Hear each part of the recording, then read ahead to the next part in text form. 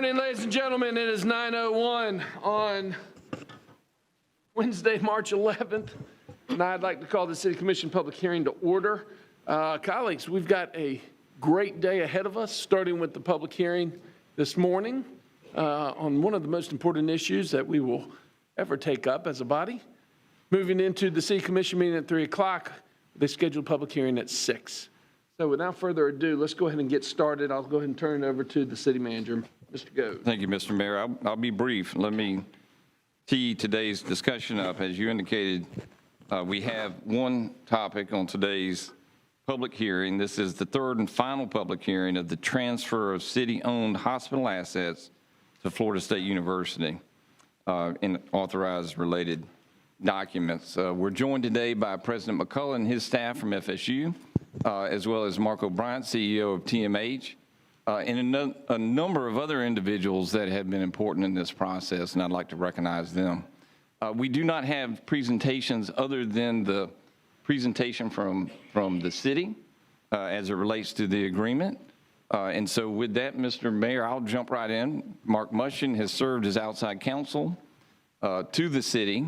He's the past president and shareholder of Neighbors Giblin Nickerson. We're all very familiar with Mr. Mushin. I appreciate his work on this. He will provide an overview of the agreement. Mr. Mayor, Commissioner Williams-Cox. if for one other thing, I failed to let the city manager know that we do have representation here from Florida A&M. Dr. Early is here, Dean of, I think he's still Dean of the School of Pharmacy. Excellent. Wonderful. Thank you. Morning, Commissioners. Mr. Mushin, good to see you. Thanks for your hard work. Thank you. So we're here today for consideration of the transfer of assets agreement between from the city to Florida State. And this is sort of a product of the memorandum of understanding that you approved back in January. And really, it's not, in terms of differences or business points that are different to bring to your attention, there's not that much.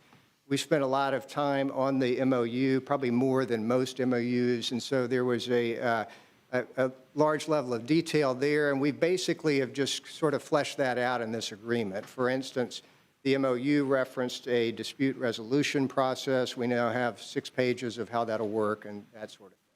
So I'm only going to highlight a couple of points on the transfer of assets agreement, and then happy to answer any questions that you may have. As the manager said, we have representatives of FSU and TMH here. Bruce Weiner with the Ackerman firm is here on behalf of FSU, and Murray Moore with the Pennington firm for TMH that can answer questions. So 2 things on the transfer of assets agreement. One is there's been some discussion in the press and otherwise about indigent care and what is included in this agreement. And so we've, the negotiating team on this for the city, which is the city attorney, the city manager, and myself, and the treasurer clerk to some extent as well, we're sort of scratching our heads about that because, so just to clarify, the existing lease with TMH has really one sentence about charity care. It's really that no one will be denied care on an emergency basis when they come in the door because of your ability to pay. And so when we started this process, we said, well, this is, what we've been doing for 50 years on charity care has worked pretty well. It's worked very well for the city. That TMH has basically absorbed the charity care costs, and the City of Tallahassee taxpayers do not, directly pay ad valorem taxes like a lot of communities in Florida do for indigent care. So the desire, both from a public purpose and a financial standpoint, was to continue what we're doing. And so we had a lot of discussion with FSU early on about, should we try and, slice and dice, what is indigent care, charity care, blah, blah, blah. And we ended up trying to just mimic what we were already doing because it's worked. So we pretty much tracked the language that was in that's currently in the TMH lease in the transfer of assets agreement, and then added some to it. I mean, there's nothing in the existing TMH lease that talks about ongoing charity care. We've put in provisions in the transfer of assets agreement that at least tracks the current law in terms of, of what happens if you get admitted to the hospital and, and you're there for a while, what happens. So we've tried to deal with that. We've also, the agreement also says that, when FSU and TMH enter into any amendment of the lease, that, it has to at least provide what's being provided now, if not more. And then the final thing is that it's this requirement of FSU to provide charity care is in perpetuity. It doesn't go away. It doesn't go away at the end of the TMH lease or any other lease. So given all that, I mean, I feel like, and I think the negotiating team does as well, that charity care, that we've done a pretty good job for the citizens. The other thing, and the one thing that's changed on this from the MOU is that the city has added a provision that sets a sort of a back-end date on things. And the question has arisen, legitimate question, well, why? What changed? Why do we need to do this? And I think the answer is probably, it's one thing really, that from everybody's standpoint, I think from the cities, from TMHs, from FSU, it's just taken longer to get that done than we expected. And so the negotiating team, we talked about, I mean, I've negotiated a whole lot of contracts in my career, and my experience is that if there's not a back-end date, that things tend to drift and, and sort of, get off on tangents and become kind of forever projects that have a hard time getting done. So what we've done is we eliminated a condition if the final agreement between TMH and FSU is not completed by April 1. So that previously has been a condition to the city entering into the agreement, and that we've deleted that, so it would go away as of April 1. But other than that, I mean, this is pretty much reflective of the MOU, so I'm happy to answer any questions that you might have. All right, let's see if there's any questions first of Mark Mustian, and then we do have public comment, and we'll go into public comment. Before I open it up for questions, Madam Attorney, do you have anything to add as well? I do not. Thank you. Mr. Manager, anything you'd like to add as well? No, sir. Okay, all right. Any questions, Commissioner Matlow? Yeah, it's just one question before speakers. On the charity care aspect, the language, no one will be denied care but due to inability to pay, is that still in the updated agreement? Yes. Okay. Mayor Pro Tem. Yeah, Mark, could you again explain to us the notion of the April 1st deadline, and if that isn't reached, what happens beyond that point? So the way the contract works is there are a number of conditions for the city to be required to execute the contract. And one of them had been that the TMH and FSU agreement had been executed, so that it was going to be executed at the same time. And the change, the impact of that would be if it's not finalized by April 1, that condition would go away. There's still a bunch of others in the contract, but that the city at that point could transfer it without that agreement being finalized. What that means from a legal standpoint is the city would have to transfer it subject, if they did it, subject to the existing TMH lease, and FSU would step into the shoes of the city in regard to the existing lease. I don't think that's likely to happen from a practical standpoint. I tend to doubt FSU would want to do that necessarily, but legally the city could do that if under this contract. And Mayor Pro one Tem. other question, Mr. Mayor. So we reached the April 1 deadline. There's still legal work that has to be done, paperwork that has to be completed in order to make that transfer. Is that my understanding? Yes, and please recognize the April 1 deadline is not a deadline to close. And so Right. the actual closing will almost certainly take place after that because there's a whole bunch of different agreements. There's real estate, there's title stuff, blah, blah, blah. It's a complex transaction. So yes, so April 1 is just the one agreement being substantially fine. That's all I had. All right, Commissioner Porter. My question was answered. Thank you. All right, let's go ahead. Thank you, Mr. Mustian, and please stick around. I'm sure there'll be other questions after public testimony as well.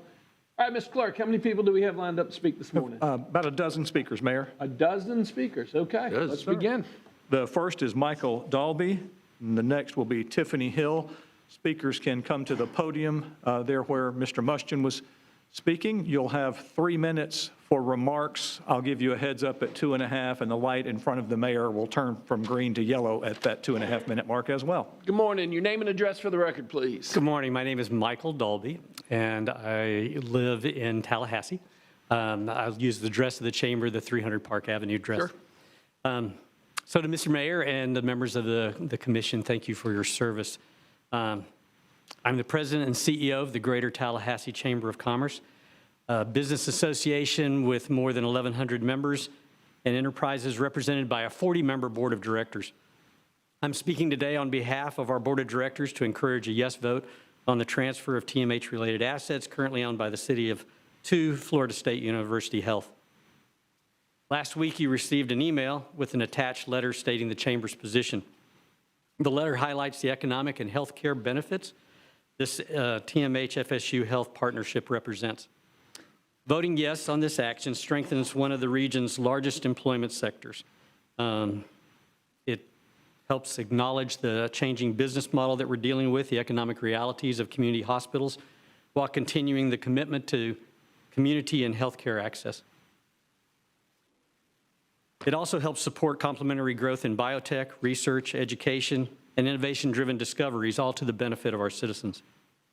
From an economic standpoint, high-quality, accessible healthcare is consistently one of the top criteria companies evaluate when deciding where to retain, locate, expand, or relocate operations. The Chamber recognizes this sale as a tremendous opportunity for our community, while also acknowledging that the long-term success of the partnership will depend on strong governance alignment, workforce stability, physician engagement, and continued commitment to indigent and community care. Simply put, healthcare is not only a public good, but also a business imperative. Voting yes strengthens Tallahassee's position as a place where existing and future employers can confidently invest, grow, and recruit and retain talent. Thank you for your consideration. Thank you. Thank you. Our next speaker, please. Next speaker is Tiffany Hill, followed by Shamariel Roberson. Your name and address for the record, please. Yes, good morning, Commissioners, Mayor. My name is Tiffany Hill. Actually, I am Dr. Tiffany Hill, so I'll be formally be addressed as so. I am here basically to formally address the proposed sale of Tallahassee Memorial Hospital to FSU. I have grave concerns about this transfer, considering the process in which it was done. So some of my concerns are violations of Florida Statute 155.40. There has been no transparent determination of fair market value for the sale of the hospital, which is required in today's, not historical, but today's value. And because it is a municipal hospital, and I suggest you research what that municipal hospital consists of. So lack of competitive proposals. I don't see where anyone else was offered an opportunity to purchase our public asset. Premature changes. We're still making changes or hearing changes in reference to the operations of the hospital, what's really going to happen. There's nothing set in stone. Even off FSU's website, I looked at a document that still is in draft form, which is highlighted in red. Insufficient public window notification. There is no, basically the timing of it today, 9 o'clock on a Wednesday. Working families don't have an opportunity to be here. I see all the folks that are here, but most of them are probably from FSU and other organizations that can afford to get off, not working families. notice failure under 286.0.0105. I did not see any notification, let me get it right, not notifying that the citizens have a right to appeal. So none of that is on any of the announcements pertaining to any of these meetings. So because of these actions, and despite the public of the due process You're at 30 and failure to meet statutory benchmarks, I am going to reflect that an injunction may be filed to stay these procedures. We must ensure the sales align strictly with the Florida law. Thank you. Thank you. Our next speaker, please. Shamariel Roberson, and then Angela Hernandez, I'm sorry. Good morning. I'm Dr. Robertson, former Deputy Secretary for Health and the State Chronic Disease Director. I stand before you today incredibly proud of what is in front of us. I've seen in rural areas across this region where heart disease, stroke, simple things people die from because of lack of access to care. I had the opportunity last week to facilitate a meeting with maternal child care providers in Madison, Jefferson, Taylor counties. And what the community told me is there is one OBGYN provider in Madison County and Taylor County. These are not like specialty things that are 50 years down the road. These are things we need now. OBGYN care, that is a basic healthcare need. And when women have to wait 6 months to see a doctor in rural areas because of limited access to care, you increase the probability of infant mortality and maternal mortality. So I stand to you today and tell you, thank you for this opportunity to advance healthcare here in this region. We have the opportunity with a $209 million investment in Florida to advance rural healthcare. With partnerships at the forefront, that is how that money can be sustained in the state of Florida from the Federal Centers for Medicaid and Medicare. I want to say, and I want to urge you, these are preventable and manageable things that we can do something about now. So thank you for voting in favor of the FSU-TMH partnership. Our next speaker, please. Angela Hernandez, then we'll hear from Wiz Benoit. Your name and address for the record, please. Angela Hernandez, 714 University Way. Good morning, Tallahassee City Commission. I'm Angela Hernandez, a current FSU student studying management. Although I will not be one of the pre-health students benefiting from this acquisition of TMH by FSU, I'll be a student given the privilege of proper health care during my time here at FSU, if the acquisition is accepted. As a first-generation low-income student, I've understood a lack of privilege. However, I spent the majority of my life blind to my privilege of growing up in an area with high-quality and specialized health care. When I first heard about the acquisition, I blindly agreed. The lack of health care in the greater Tallahassee area has harmed locals, and therefore the acquisition of the hospital was an obvious yes to me. Now, however, I understand concerns from individuals about the issue of ICE and patients. FSU's current under-the-table policies have raised concerns about patient safety regarding ICE. As the daughter of 2 immigrants, this is a concern I know too well. Growing up, although unaware of it, my father has avoided the hospital like the plague, even though he's a permanent resident and shouldn't have any concerns about that. I've seen him time and time again avoid proper health care and treatment. This fear resonates to a lot of immigrants, and no matter their status. This all has deeply saddened me. However, with all this, I still support the acquisition. Traveling hours for healthcare is not feasible for low-income families, and it is a privilege to do so. This, however, does not mean I blindly agree to the acquisition.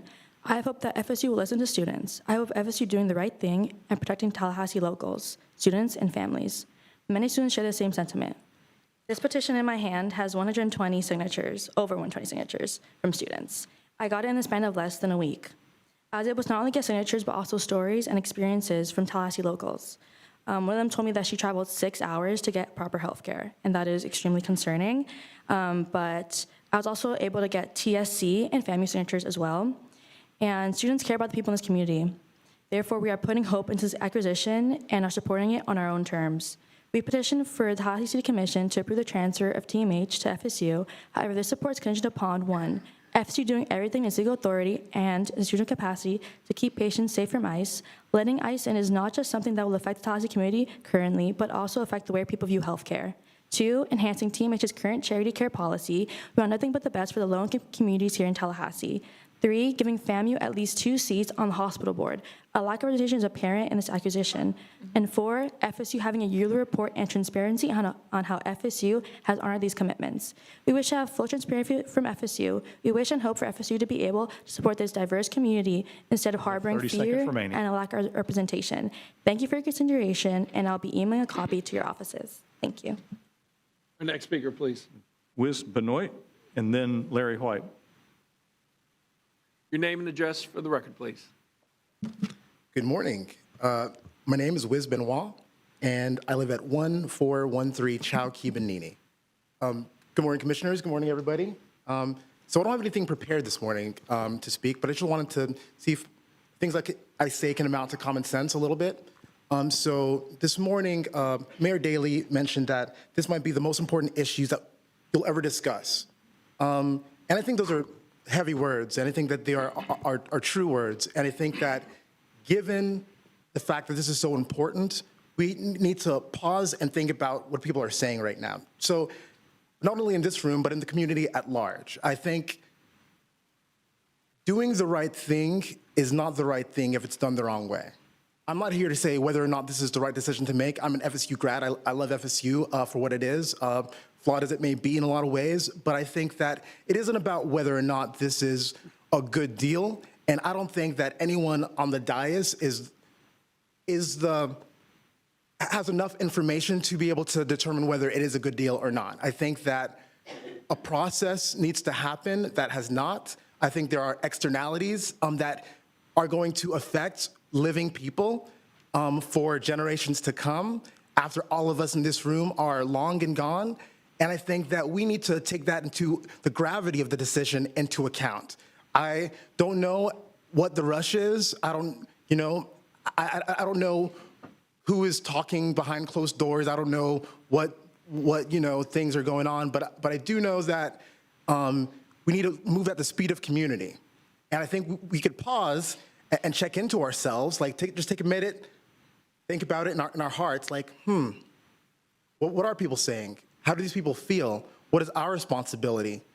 And I think that might influence a decision. I'm not saying to not do this thing. I'm not saying it's a terrible idea. I'm just saying that if there are people who are wondering what's going to happen to them, that's important.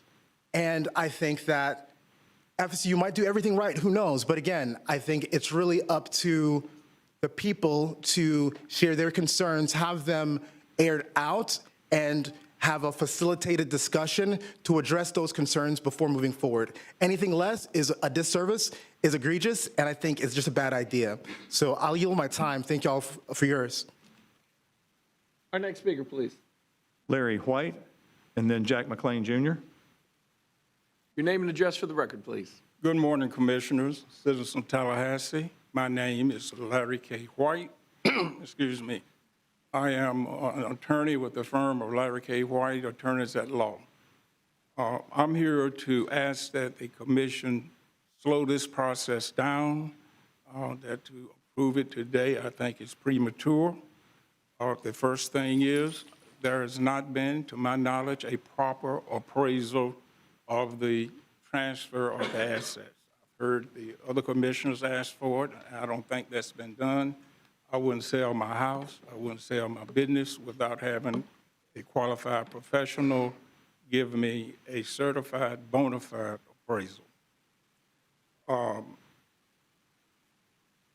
I've always had, when I started my practice, when I started my process of going to law school, one of my things that I put in my memorandum to the bar was that I wanted to serve poor people. And I'm not sure that this agreement is going to be that good for poor people. And there's some simple language that I would request to be inserted. Simple, The operator of the hospital shall not deny urgent or emergency care to any person based on inability to pay. In my practice, not from TMH, but from the other hospital, I've had people who didn't have insurance get put back in the ambulance and transferred to TMH, which I think is great. I am for FSU having a research center. I'm for FSU purchasing this thing and making healthcare better for the citizens, not only of Tallahassee, but of the area. And also that it'll boost the reputation of FSU, which I am an alumni of the law school. I have no problem with that. But one of the things is the money that's being promised. Obtain a guarantee of the 30-year payments.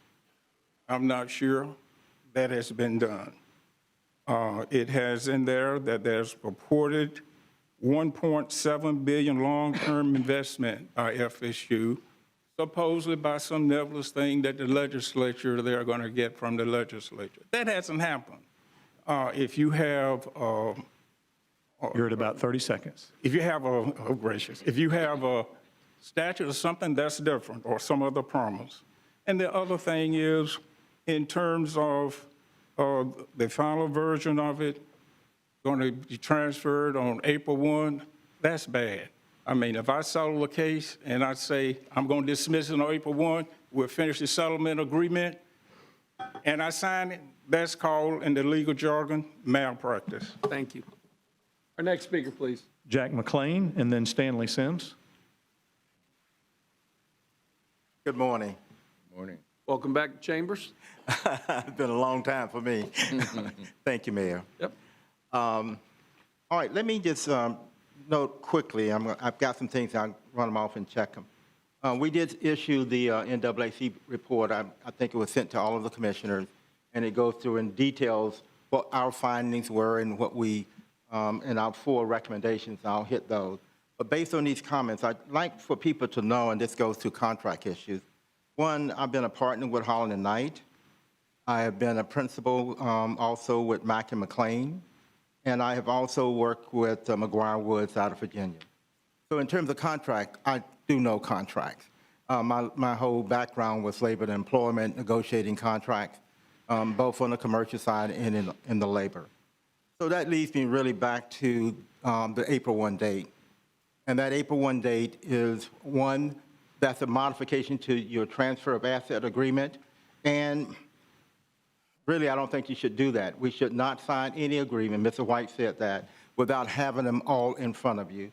You also had that originally in there. I've had the pleasure or the misery of reading all the pages of this document. And I can tell you that they're all dependent on one another. So if something is in the red that has not been completed, and merely because something is in the black that's supposed to be completed, it may get changed, and it may never, the public may never get an opportunity to look at that. I want to talk about the real thing that the NAACP is interested in, and that has to do with, one, the indigency care. The language in the old agreement was urgent or emergency care for which you were unable to pay. The language that's currently right now in the agreement is not that. It's written differently. That is not what we intended when we set this up first as a municipal hospital. And we are not capturing that. Our aim, frankly, is to make sure that we maximize that clause, go back to the original clause, because that's how we got started. We have a collective identity, and we will do things differently in this community than other communities. And we made a decision to write it in there that way. In the agreement now, it basically states that you can have, what is this? Non-elective emergency. I don't know what a non-elective emergency language in You're at 30 seconds remaining. How long do I have? 30 seconds. Okay, thank you. So that part of it needs to be changed. And if it's not changed, then you force us really to go back and look at 15540, because that provision, that chapter is all about trying to make sure that there are funds out of any agreement to do. that it protects the poor and it's set up for that. And I'm not just talking about black poor, I'm talking about white poor. Because in the agreement, You're at 3 minutes. I'm at my 3 minutes? Yes, sir. Thank you. Okay, you have my report. Thank you. And you'll be hearing the rest of me. Thank you. Thank you. Our next speaker, please. Stanley Sims will be followed by Lamonte Horn. Name and address for the record, please. My name is Stanley Sims. I'm at 1320 Avondale Way. This is one of those moments when I go to the King James Version, Mr. Jack, I look in the book of Proverbs, and it says there, in all of thy getting, get and understand. And one thing I am elated of, Mr. President of FSU, is the last meeting we were here, you came to this dais and you said, I understand your fear. That meant a lot to me. Because then you understood from me that this is not personal against FSU. And if I don't understand, that's because I have not been properly educated. Now, you're talking to a man, and it's unfortunate that I have to go behind 2 lawyers. You know, I'm just old country preacher that make it to the city every now and then. But if we don't understand and there's not a legal hard deadline, why are we rushing this? And the only analogy that I can have, I'm sorry, I can't go to the Florida statue. I got to go to the Cosby Show. And that's when one of his daughters was getting ready to get married to a janitor. And her father said, it's not that you're marrying a janitor, but it's your presentation. I don't care if you take a sirloin steak and put it on the top of a garbage lid, I still ain't gonna eat it. Now, I don't buy $500 million assets. Biggest thing I ever bought, Mr. President, is my house. My bank would tell you I ain't bought that yet. But one thing I know that I would never do, You're at 30 seconds. is sign a contract that don't have all the I's dotted and all the T's crossed. Now, I ain't been to college for that. I learned that long time ago when you were shooting marbles. Don't bet a man that ain't got the money and everything is clear. I love FSU. A lot of my clients are FSU clients. 850-544-6852. You're at 3 minutes. Thank you very much. Our next speaker, please. Lamonte Horn, followed by Reverend R.B. Holmes. Your name and address for the record, please. Yes, sir. So good morning, Mayor and Commissioners. My name is Lamonte Horn, and I live at 4434 Gerhardt Road. I want to reiterate, as I have stated in previous meetings, that my desire is to see this partnership succeed, but succeed with the people, not merely around them. At the last public hearing, it was said we need to stop living in the past. With respect, history is not an anchor, it's a compass. Tallahassee's past teaches us how easily decisions made without full community involvement can erode public trust. We need to ask the hard questions now rather than repeating past mistakes once the merger is set in stone. Despite the popular narrative that FSU Health would decrease travel for care, we have yet to see a concrete plan that guarantees this outcome. Without a clear shared roadmap, we are all essentially imagining our own potentially unrealistic versions of the future. Another comment seemed to overlook that faith for many is lived daily and not confined to Sunday mornings. To be clear, faith is not a performance, it's a practice. It shows up when citizens care enough to question major public decisions that affect our neighbors' health, access, and equity. When people of faith raise concerns about this merger, it's not doubt, it's stewardship.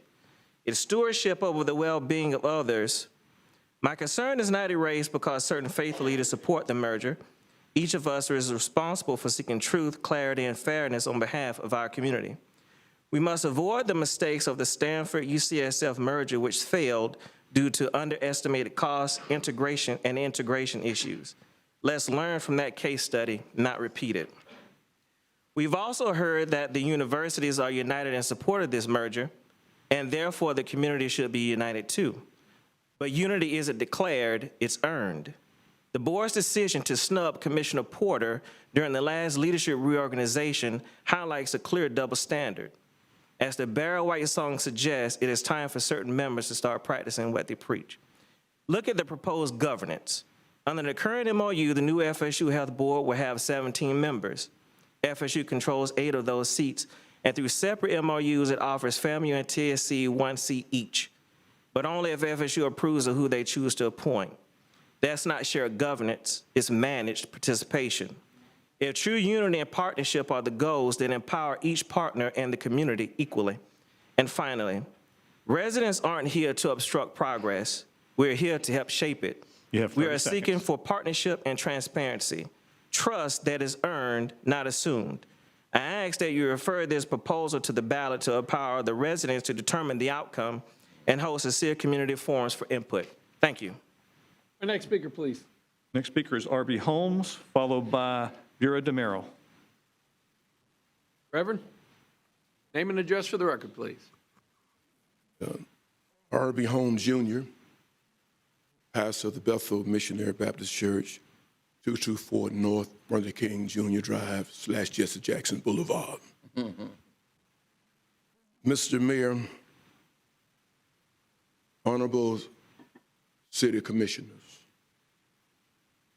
Mr. City Manager,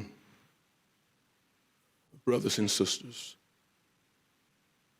I come before you in the spirit of humility and much prayer to ask you to support this historic, significant, and meaningful TMH-FSU merger.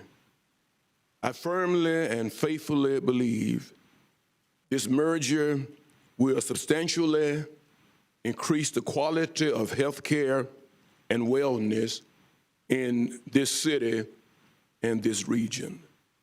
We have an opportunity to do something big and great, medically, mentally, and morally for all citizens. This merger, when approved, will move us forward to bring in doctors who specializes in key medical problems that are killing too many people, such as cancer, heart disease, diabetes, strokes, sickle cell, and other medical challenges that impact people, especially minority communities, disproportionately. I'm extremely confident that the team at FSU will provide quality services to the poor, the elderly, the vulnerable, and the uninsured, and most importantly, all citizens. Moreover, I believe that the local governance structures will be clearly defined. I believe that the $100+ million within 3 decades will strengthen healthcare in marginalized communities and neighborhoods mightily. We will put in place a transparent, transformative task force in the region by working positively with TMH, FSU to ensure that the goals, objectives, and visions of this merger will be successful and sustainable financially and medically. Finally, let me thank all of you for your commitment toward the betterment of healthcare for all in this region. To God be the glory for the great things he will do with TMH and FSU Health. This is a vision whose time has come. God bless you all. Thank you. Next speaker. Vera DeMero is next. He'll be followed by John Hedrick. Name and address for the record, please. Bura Demerel, 343 Oakland Avenue. Good morning, Mr. Mayor, commissioners. I'm an advocate. I'm a local business owner. a father, and someone who has invested my life and livelihood in the future of this community. This morning marks an important milestone. Cities across the country are competing to build modern healthcare ecosystems that connect patient care, medical education, and research under one roof. When that happens, communities see better results, stronger economies, and opportunities that simply don't exist. We are fortunate to have one of the nation's top research universities in our backyard. The question before you today is, are you going to connect that asset to our local healthcare system or not? If we do, impact is going to be enormous. But beyond the numbers, this is personal for many families. I know young parents in our community who have had to drive hours on I-10, I-75 to reach specialized care for their children. When your child needs help, distance matters, time matters, access matters. Recently, I heard one of the officials say, approving this deal doesn't mean people will stop traveling to Shands tomorrow. We know, we are aware, people in this community they're not stupid. They understand that things take time, but we still want it. We still want this deal. When this proposal first appeared on the agenda 10 months ago, and I'm still hearing some folks say we need more time, 10 months ago, within that time frame, the broader community has spoken very clearly. Multiple polls since May show strong support, but frankly, you don't even need polling to see how important this issue to Tallahassee. Just read the comments under the news articles. What you see over and over again is frustration with the current condition of our healthcare system. People want change. People want peace of mind. People want to know when a life-threatening emergency happens, they're not going to be helicoptered out to another city. They want the care in their backyard. Today, you'll also hear a lot of why the rush. Take a drive around the state of Florida, and the direction is obvious. Jacksonville has Mayo Clinic, Central Florida has UF Health all over. Tampa has USF Health, Miami has UHealth. There is a pattern. Tallahassee is late, but better late than never. This community is not going to easily forget if better health care is denied to protect an outdated system. This decision should be not about the contracts, it should be about the patients, families, and the future of Tallahassee. I promise you, 10 years from now, you will be remembered. My daughter will be remembering what you voted today. Thank you. Thank you. Our next speaker, please. John Hedrick is the next speaker, and then Jaquetta Johnson.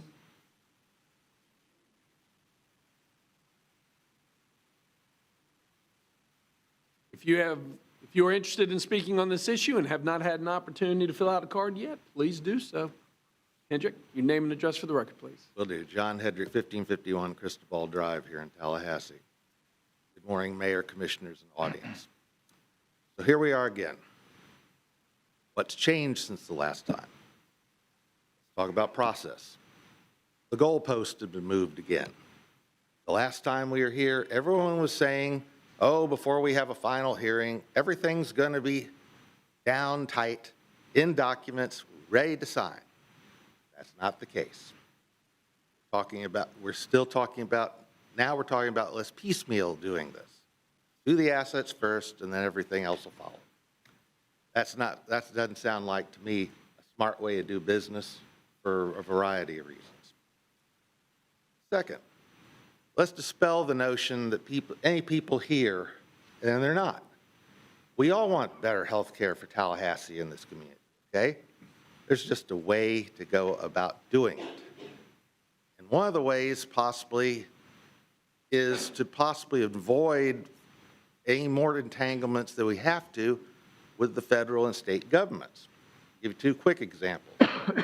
The state government, with what they did with abortion, is now producing a shortage of OBGYNs who don't want to practice in Florida. That's beyond this issue, but that's just something we're having to deal with. And likewise, decisions that the state legislature is making saying, we don't want FSU or the other universities to bring in any foreign people. A lot of those happen to be doctors. A lot of those happen to be good medical people. That's going to have an impact on our health care as well if things like that go through. But most importantly is to have the community fully invested in this process. I think we've been starting off, frankly, all along with the wrong model. There are other good models out there we could have utilized, which still would have involved FSU and the community. The perfect one from my vantage point that I've seen is the one between USF and Tampa General. The community still owns the hospital. The community still has an active role in things. But they have USF heavily involved with all their people there and getting the benefits of their doctors' expertises and the like. So I say to y'all, yes, there's reason that people don't want to proceed right now. It's because they want to make the whole situation better than what it looks like is developing. So yes, go slow. Do not approve this today for those reasons, among many others that have been given today. Thank you very much. Our next speaker, please. Jaquetta Johnson, and then Cheryl Collier Brown. Your name and address for the record, please. Good morning, everybody. My name is Jaquetta Johnson, and I live on the north side of Tallahassee. Don't say yes or no today. Say yes with protections. Enter into a protected partnership via a conditional adoption model. There is reason our residents have brought up their concerns. The city is selling one of our most precious assets. This is a $1 billion opportunity with a $1 billion risk. There are certain mandatory safeguards I do believe you guys should consider. One, create a local governing body that will have reserve powers. You guys can do this via your home rule powers through the Constitution, as well as the Interlocal Cooperation Act of Section 163.01. This is what UF Health and Shands did. It is a hybrid governing model where the university manages the mission while the local board oversees the community-specific operations. This is a win-win. Also have a true-up clause. I understand that an audit's been done, but what harm would it cause if the independent audit shows that the hospital is worth significantly more than the $100 million FSU is offering?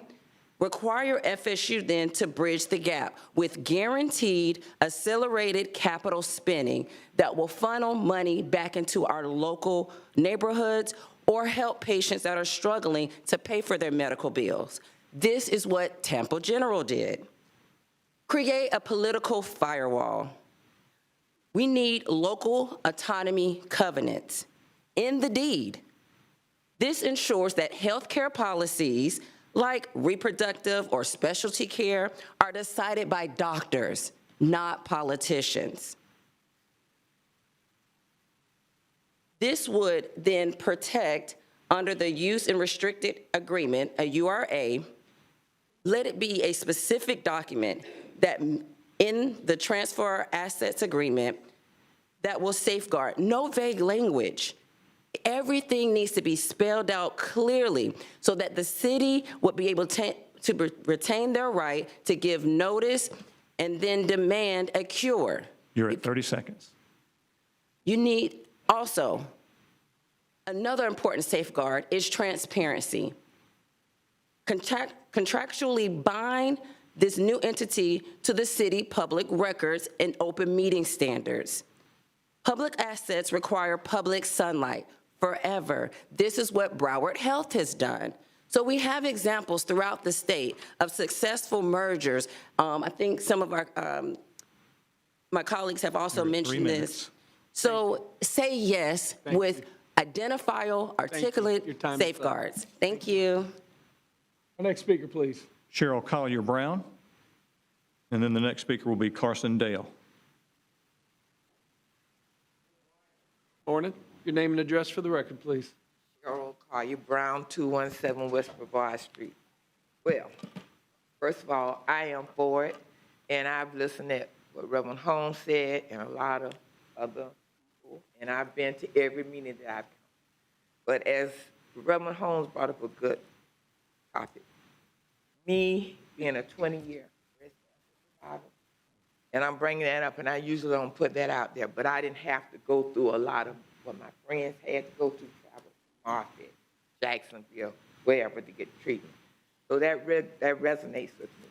So I'm thinking, what if I get sick and I have no way of getting to where I need to go?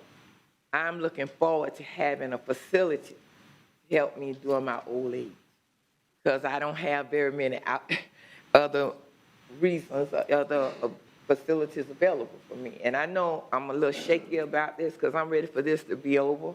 I'm ready for you all to get the ball rolling, because of the fact the longer we prolong it, the longer we're going to be without the proper care. I know it's a lot of components that everybody don't understand. I've been up here every month, every time a meeting comes, and I'm still not clearly understand. When my mom used to tell me things, I didn't understand.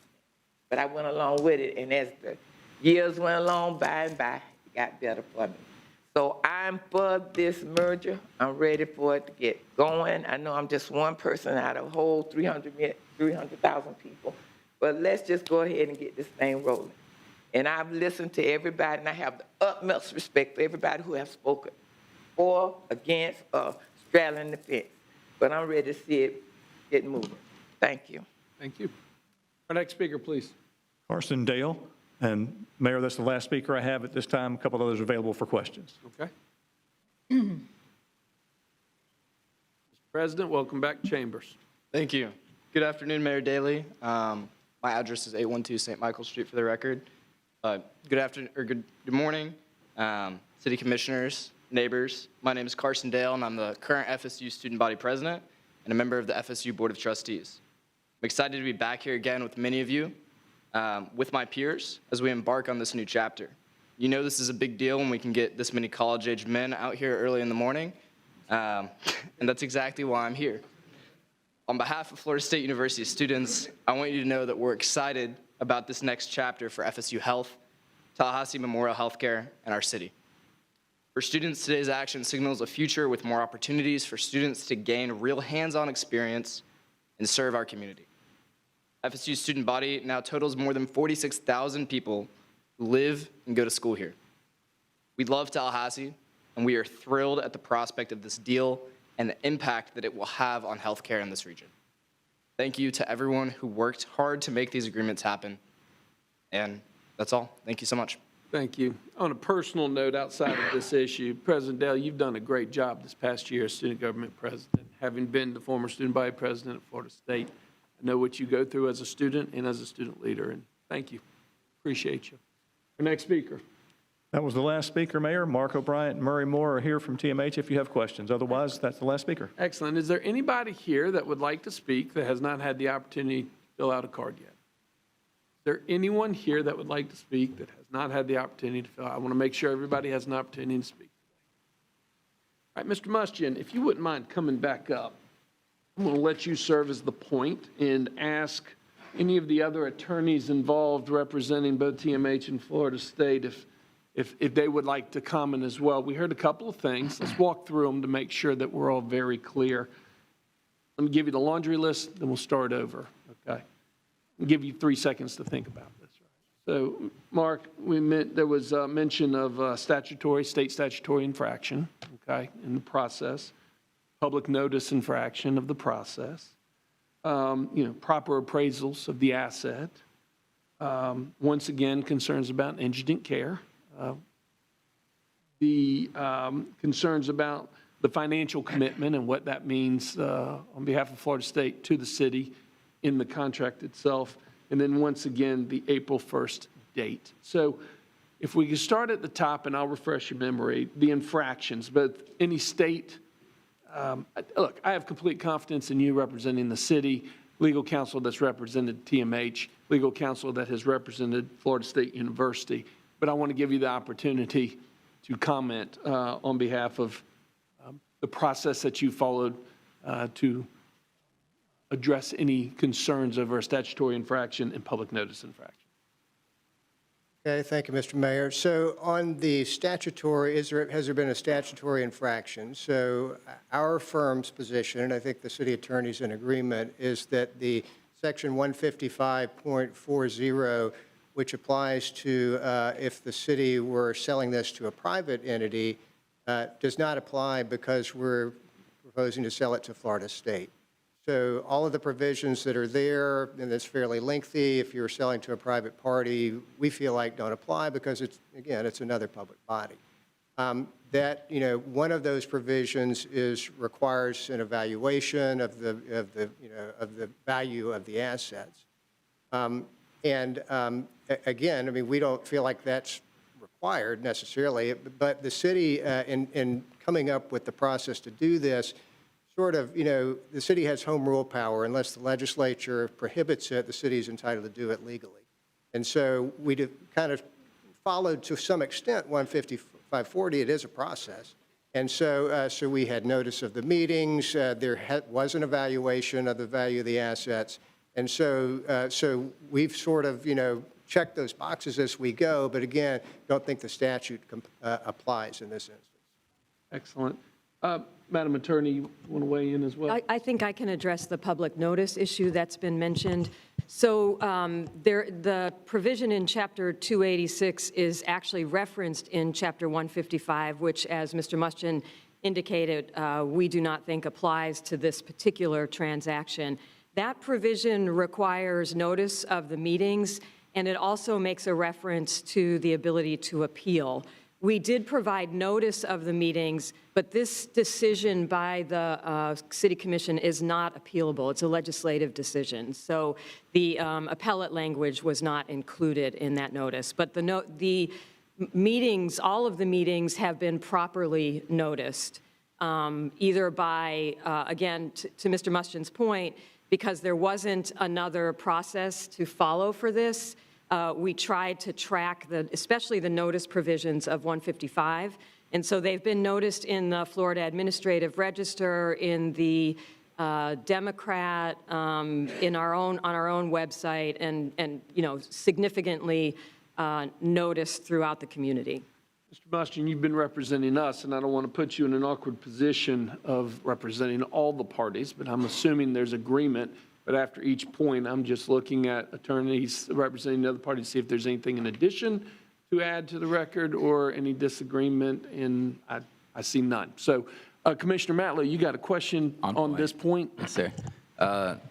Thank you, Mr. Mustian. So this concept that it's different because we're selling to a public entity versus a private, has that been tested in court, and is there case law that supports that position? No, there really isn't much case law at all regarding this statute. So no, there's no court cases that I'm aware of. Okay, thank you. Okay. Any other questions on this point? Okay. Would you like to touch on the appraisal again? How did we get to where we are? Well, again, I mean, the city, the language in 155.40, which we say we don't have to comply with, but, it's something to compare against. Requires an evaluation, and I've got the language here. A certified public accounting firm or other firm that has substantial expertise in the valuation of hospitals to render an independent valuation of the hospital's fair market value. I would argue that the city did that. That was the Ancura report. It could have done something different, but that's what it did. It's been brought up once or twice again. I am extremely comfortable with the provisions in there providing for indigent care and the continuation, if not strengthening, our commitment in this community. I honestly don't know if there's anything above and beyond you can say of what we have already been said on the record. But I'm going to give you another bite at the apple, Mr. Mustian. I stand by what I said before. I mean, I don't mean to argue with Mr. McLean, but I'm looking at the lease, the TMH existing lease. I mean, it doesn't say urgent care. From a practical standpoint, I don't know what the difference in emergency care and urgent care, I'd argue the same thing. But I mean, the language says, I'll read it to you, lessee agrees and covenants not to deny emergency hospital care to any person based on inability to pay. And I think our language says the same thing in that regard. Excellent. On point, Mr. Mayor. Sure. Commissioner Matlow. Thank you, Mr. Mustian. So the language in the charity care of our agreement with Florida State states that indigent care requirements set forth in the city TMH lease agreement, as you stated, as amended, and restated by FSU and TMH on the closing date and the FSU-TMH amended and restated lease. But potentially, we won't have that restated lease prior to closing. Yeah, so there's a further provision in the back of the agreement that's sort of a catch-all that says if we don't have that agreement at the time of the closing, for purposes of the contract, the existing TMH lease is what governs in that case. So it would have to be better, equivalent to or greater than what's currently in place under the existing lease. And between now and April 1st, FSU and TMH can come up with an amended lease. It will never come back to the city commission. So if that language is removed by FSU and TMH in their negotiations, it can move forward after this vote today. Well, yeah, because FSU is obligated to it regardless. So whether, there's language further down that says if there's no lease with TMH, they still have to comply with the charity care. So our position is it can only get better with whatever is in the TMH and FSU operating lease than what they're already required to do. And is there any opposition from you or the city in including specifically no patient will be denied urgent or emergency care due to the inability to pay specifically in this agreement today? I think it already says that. But by way of referring to the lease, just explicitly stated in the agreement. But because it says we have to be a charity, there has to be a charity care policy. You have to comply with the charity care policy. So the definition of charity care policy is what it is. It's not something else. Thank you. So we could redefine the charity care policy to be more direct with this language rather than the non-elective language in the current agreement? Well, I mean, Commissioner, I'm not trying to sell you on this. I mean, you can amend this however you want to amend it. If that would make you feel more comfortable, that's up to this board. So, but I mean, from my standpoint, it's already there. Thank you. I agree. Any concern representing the city of Tallahassee in these negotiations with FSU's financial commitment, their end of the bargain, so to speak, as we move forward with this? Well, just to clarify that, because there was earlier discussion about that, and this was, long discussion with FSU about this, that so the $109 million is just a flat payment they're required to pay. What we call the facility upgrade and improvement payment was a separate amount that they're required to pay. It's not, there's language there that's specifically not subject to appropriation. The remainder, specifically is subject to appropriation. And I think it was included because this is what, if you remember, people were saying, well, FSU, they don't have any plan, what's the budget? And we asked them, well, what is the budget? What are you planning on doing? And that's where that number came from. So I think everybody recognizes, and I'll tell you legally, I mean, that is subject to appropriation and them getting additional funding from other places. So it's a different sort of security than the first two I mentioned. Excellent. And then finally, would you like to provide any additional comments on the April 1st date? That was referenced once or twice as well in the public comment and the need to move forward with an April 1st date. I mean, only just to reiterate what I said before, that's not the actual closing date. So there's some, confusion, we have to close in 3 weeks. Well, no, that's not going to happen. I mean, the closing would take place, sometime after that, I think. Excellent. Okay, before we get into debate in commission, yes, let's keep on with the questions while we have Mr. Mustian here. Mayor Pro Tem. Thank you, Mr. Mayor. So Mark, we still would have an opportunity to give input as this process proceeds to closing. Well, it would not come back to the city commission. So the expectation is if you pass this today, this is last stop here. It's not coming back absent FSU or the city wanting to bring it back. So in terms of input, I mean, I think there's always the ability to provide input, and I expect to be, involved in reviewing the documents to, from the city standpoint going forward. But in terms of approval, this is it if you proceed with this today.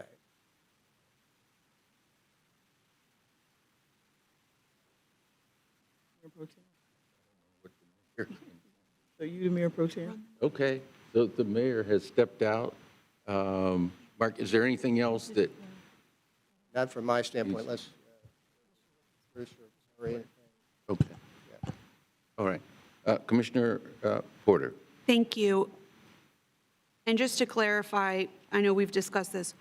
What happens if the negotiations between TMH and FSU fall through and we've already transferred the asset?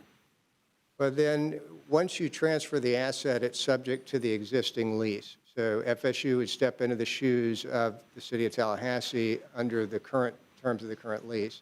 I think that could happen legally. I mean, in terms of, and probably would end up at some distant point in the future and probably close to the same place. But I don't know that that's a smooth path, and I tend to doubt that will happen. But that's not a legal analysis. So legally, yes, the city can transfer it. It would be subject to that lease, and from that point forward, it would be between TMH and FSU. So as far as the city is concerned, it's possible that if we move forward and negotiations do not continue or, reach a resolution between FSU and TMH, there's no academic medical center. Well, We no, could just transfer the asset. It's operating under the original lease where FSU is the landlord, TMH is the operator. But if they don't agree on their 17 definitive agreements, then we're not getting an academic medical center as we envisioned. Well, but your agreement with FSU still contemplates an academic medical center. This is why I was saying earlier, I'm not sure if FSU would do it because they're still, on the hook for everything that's in the transfer of assets agreement. But so I think that, again, I think eventually it would get to the same place probably, but in a longer and maybe rockier way. Well, sure. And I mean, that's part of the reason I'm asking the question. I happen to agree. I think that we would reach that place eventually. But a lot of the comments in support of moving forward today, instead of waiting for those definitive agreements to have been executed, is we need to move, we need to move, we need to move. But we are, in my view, by moving so quickly without those definitive agreements, we're putting ourselves at risk of a more uncertain path that could just further delay what we all want. But I have to remind myself, Commissioner, I'm here. I'm not up there. I'm used to being up here. So I mean, that's I don't know. There's a legal question in that. I mean, I hear what you're saying. Any other questions? Oh, Commissioner Porter, I'm sorry. Oh, I have questions for the TMH attorney whenever that's appropriate. Now it's appropriate.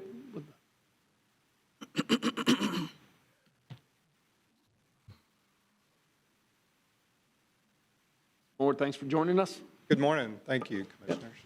Commissioner Porter. Thank you, Mr. Mayor. How many of the 17 definitive agreements have been signed? Oh, none of them have been signed, Commissioner Porter. They're all under negotiation, strong, diligent negotiation right now, but none have been signed. Okay. How many of the agreements would you say, if you're comfortable answering, have been agreed to in principle but not signed? I would say we have not agreed in principle on any of them yet. Again, they're all under negotiation. We've got a lot of moving parts there. So, we've envisioned this process that we're going to not sign any of the agreements piecemeal. We're planning to do one big closing on all the agreements at the same time. So we're working through all of them simultaneously. So okay. Yeah, that's part of this, what's making this process so long and tedious. Okay. And have any of the agreements not been started yet? I would say there are a few agreements that we haven't gone back and forth on yet. There are some of the, when we talk about definitive agreements, there are some that are more, I would say, primary and in the forefront. We're talking about the leases, the lease, the ACA is what we call it, the Academic and Clinical Collaboration Agreement, Research Agreement, Branding Agreement. So those are sort of the big major players that we've been focusing on. There's some, not lesser agreements, but some other agreements that probably are not as substantive in establishing the framework. So we've really been focused on these more primary agreements. So there are a few that we haven't gone back and forth on, although I think both parties have started initial drafts on those. Okay, thank you. Thank you, Mr. Moore. Thank you. Commissioner Matlow, questions? Yes, thank you, Mr. Mayor. There's Mr. Mustian. I have a few comments first. This idea that we will have this done Commissioner by, Matlow, before we get into comments and debate, let's just stick with questions, and then we'll come right back and we'll get it all done. no questions then. Okay. Any other questions? Okay, Commissioner Matlow, we'll come back to you. Thank you. We are now into commissioner discussion. This idea that we will be ready to move forward with an agreement for an academic medical center by April 2nd, April 1st, appears frankly to be a bit of a pipe dream. As we just heard, we're nowhere near close to having definitive agreements between FSU and TMH. And I want to take us back the entire year of the conversation we've been having, because it hasn't been the quote unquote public hearings that we have had haven't been based around just the sale. It's been based around what would be created, what the structure would be, and what the community input would be. So last March, I think we were all blindsided by the idea. I know the city commission was, I know the public was, I know TMH was, about the idea that we would sell this hospital at all. It was quoted as being called a hostile takeover at the time. That conversation then progressed into public meetings where we debated the board structure to ensure that if there was a transfer of this hospital, the majority of the board would stay under local control versus state government or FSU's control. At that time, we speculated the value of $1 billion. This commission voted down multiple times to get certified appraisals to find out the true value of this property. So the best report we do have is Ancura, which is not a certified appraisal, but their best guess is around $500 million, still $400 million more dollars than what's being contemplated today. We spent multiple meetings on the board structures, control. We had local pastors weigh in on whether other universities, FAMU University, TSC, should have a seat at the table and what that seat should look like. Florida State offered one of their seats to FAMU as long as they could maintain approval authority over who that board member was in the end. We discussed what this would look like for partnerships with agencies like Big Bend Hospice, Appalachian Center, that are in partnership with TMH. TSC was denied a seat at the board. We discussed the creation of an academic medical center in partnership with FSU and TMH. We asked FSU what specialties would be brought to Tallahassee if this agreement moves forward. We got the answer that they did not know. That hasn't been planned yet. That hasn't been thought out yet. And we got the response that most of these specialties are population dependent. Public speaker mentioned earlier Jacksonville and South Florida. The difference is they have the population centers that are attracting those specialties. And the same reason we don't have a Cheesecake Factory is the same reason some of these things aren't coming to Tallahassee. It is a population issue. So we do need to have an honest conversation about what we're building here, why we're building it, and what it looks like. And I go through all of that year-long conversation because all of those things we debated in the public, that were reported on by the media, that were talked about in churches, are null and void on April 1st if we put this provision in play. Because anything we discussed or tentatively agreed on does not matter after April 1st. We have no control. So if they come back on April and there's a new leverage in an agreement, the board structure could change, the MU seat could be removed, TSA can continue to not be contemplated, and as Commissioner Porter said, we may not even get an academic medical center. There's no guarantee if there's a 40-year lease with TMH that they ever come together and make an agreement. So we could put this out, lose all of our leverage to affect the outcome of healthcare in our community. And our conversation has always revolved around what's best for the future of healthcare in the city of Tallahassee. And we need an answer to that question before we make a definitive decision to move forward with selling this property, and we don't have that today. We don't have anything close. We have 0 of 17 agreements completed. And I want to go further back, Madam Attorney. The City Commission adopted an MOU January 14th that laid out the groundwork for what an agreement with FSU should be. Is that correct? Yes, Commissioner. And what is the purpose of an MOU? To outline the terms of an agreement that would come after the MOU. Okay. And so is it fair to say what was in the MOU is what this body directed the city to do in its negotiations? Okay. Can you, so help me understand how we now have an April 1st deadline when the MOU that this body adopted stated, such transfers, however, shall be contingent on the simultaneous amendment and restatement of the TMH lease by FSU and TMH per terms mutually acceptable to FSU and TMH for the development of an academic health center.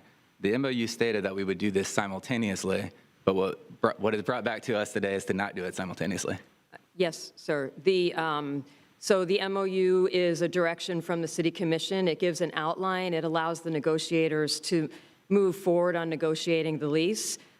Now the City Commission has an opportunity to make a decision on the final document, which, as we've pointed out, has a change from the MOU. So it's not, the MOU is not binding. That's why it's an MOU. But this document coming forward, again, gives this commission the opportunity to approve or not approve an agreement that might be slightly different from the MOU. Why is there an April 1st deadline in the agreement we're considering today after the MOU directed by this commission stated they would come back simultaneously? Oh, I think Mr. Muschin explained that in contract negotiations, there has to be some kind of end date, and that was the goal of including that. Mr. Muschin.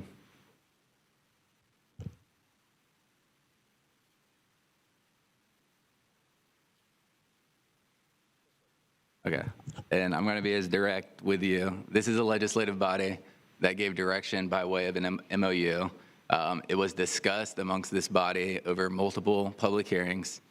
It was affirmed by our staff that these were moving in tandem, and that has been the process all along. It's the process we told the public. It's the process that was been reported on to the public, that these would move in tandem and we would have definitive agreements before we were moving to sell.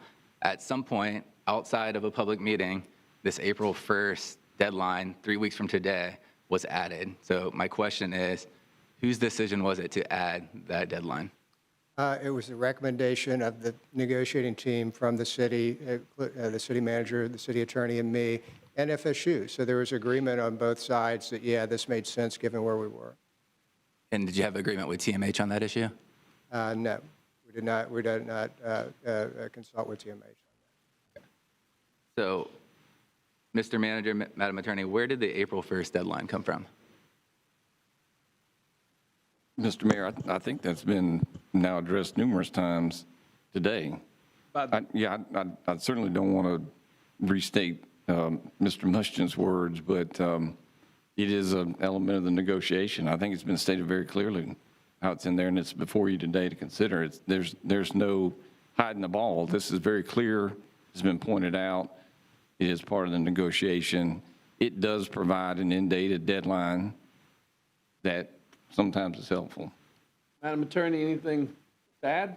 I do not have anything to add. Okay. Unless there's additional questions. Okay. Commissioner Matlow. Thank you. It seems like we have no clarity on why we have a deadline 20 days from the day of adoption that we would move forward, and we can't get an answer from our city staff of why this arbitrary deadline was put into place. That's very serious to me. It's very concerning to me. I don't think rushing a process of this nature makes sense. We've gone through other contracts that have taken much longer than 10 months on much less significant issues. And to the point of whether an arbitrary deadline rushes the process along, I've done a lot of business deals. If it's something that we want to do and we urgently think it's good for our business, we sign very quickly.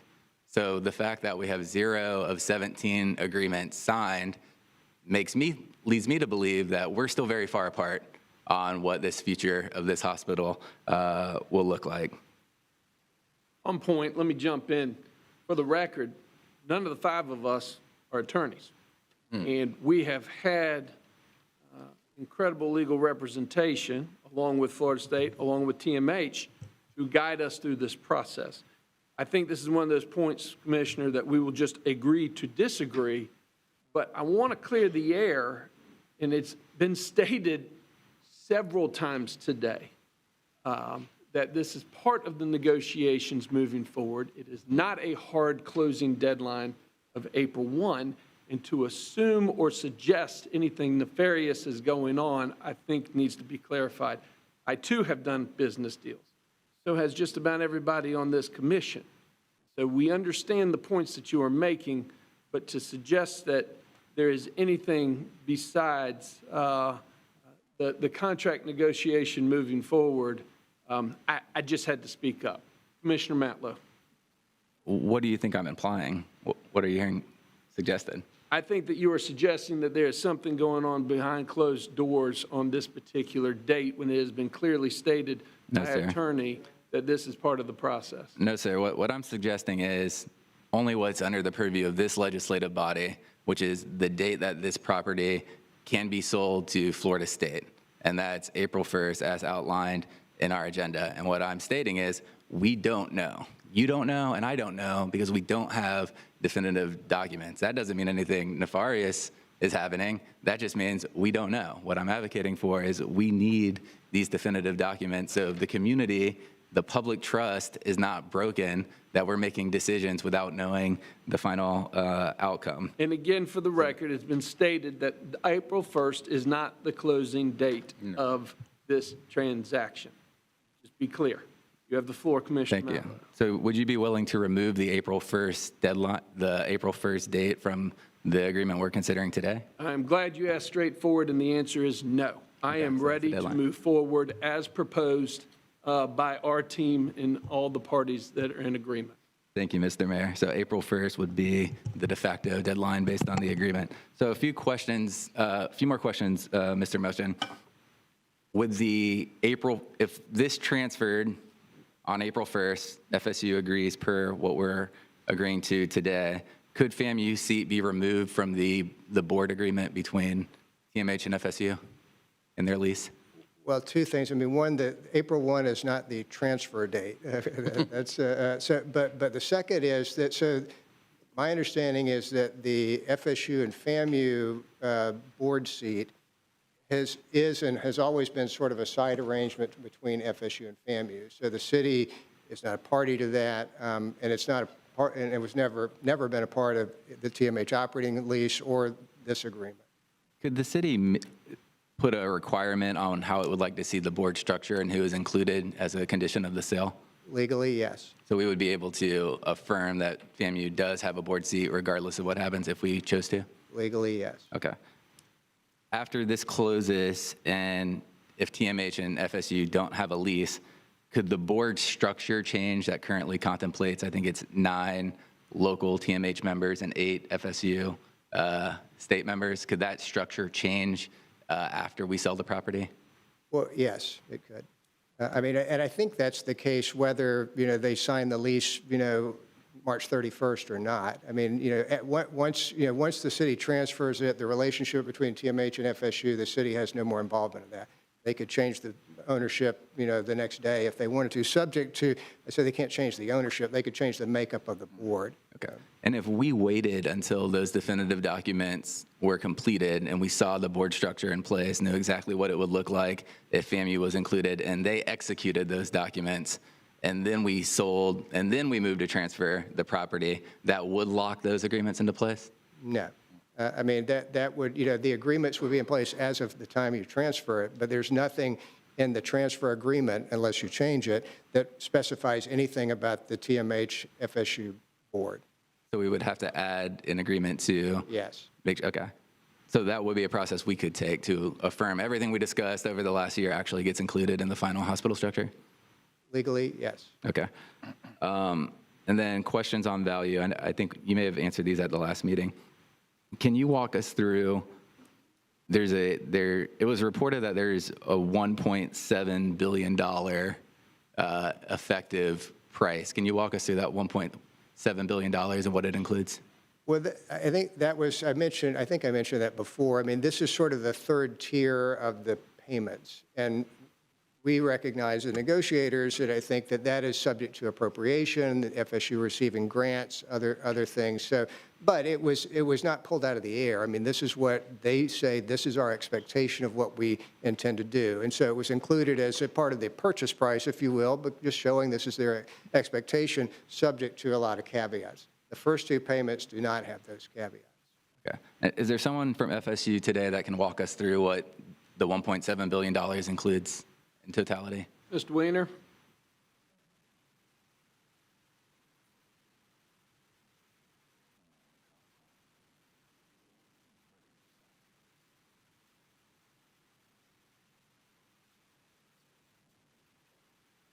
Vice President Clark going to answer the question? Vice President Clark's going to take that one. Okay.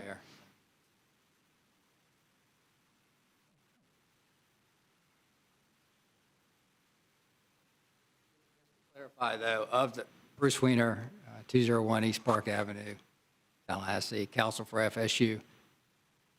Part of the 1.7 is a part of the non-appropriated funds, just to be clear, the 109 million and the 250 million. Thank you. Vice President Clark, thanks for joining us. Hold on 1 second. Of course, take your time.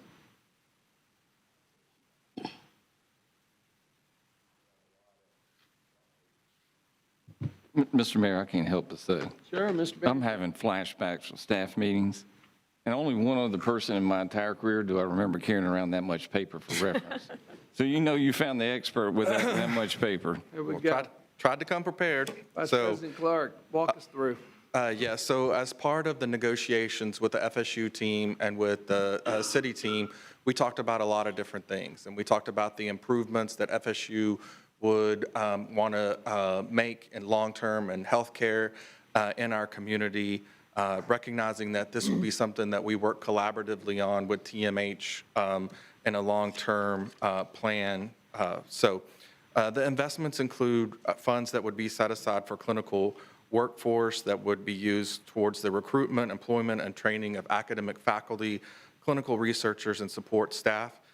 This will expand TMH's teaching programs and enhance FSU's research activities. This will benefit the community through the addition of leading physicians and skilled clinical personnel. It also would include investments in clinical laboratories. That's a substantial component of the expanded research that we hope to bring into the community and the healthcare community by investing into TMH's laboratory and testing facilities. It includes funds that we would set aside for administrative workforce that would help to support the clinicians and the research operations. It includes roles such as an administrative assistants, data analysts, financial service professionals, and other medical support staff. We would be looking at expanding clinical research. A primary objective of this partnership is to advance clinical research activities. These efforts are anticipated to attract additional federal, state, and private research dollars and grants to Tallahassee. These grants have the potential to create significant jobs, fund new equipment, and most importantly, to facilitate novel medical treatments that will benefit the citizens of Tallahassee and the Florida Panhandle. And then I think it goes without saying, as it's mentioned lots of times in the agreement, investments in the physical facilities and in the infrastructure of TMH. And so beyond the commitments that are in the document and the $100 million that the university is committing to within the first several years, FSU will invest significant funds over the next 3 decades to support these initiatives that will transform TMH into that academic medical center that so many people have talked about in other communities in the state of Florida today.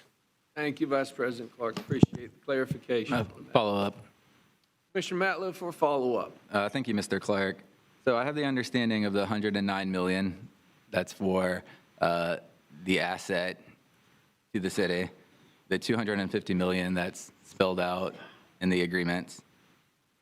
You just said a lot of words, but do you have a spreadsheet that details what the 1.3 billion is going to go towards specifically, or how is this derived? So, well, I would say I just answered the last question that you asked. And the first question, the 109 million is not accurate. So the 109 million is the asset transfer fee that Florida State University is going to pay to the City of Tallahassee.